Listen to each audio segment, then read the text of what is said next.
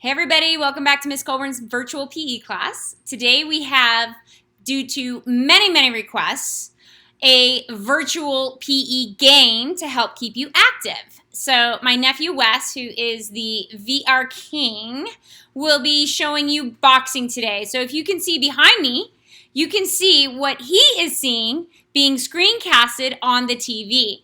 So he's going to tell you a little bit more about virtual reality and what it takes to be a champion.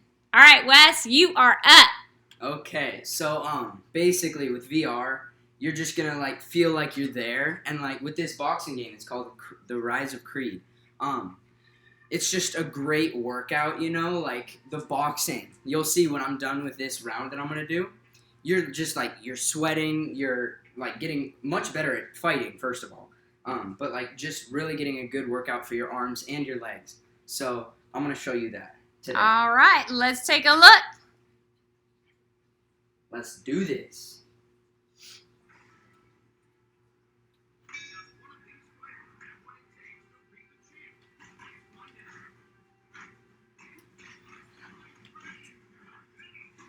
So you can see him bobbing and weaving. You can see him punching as if he is actually hitting his opponents. Kind of like Taibo.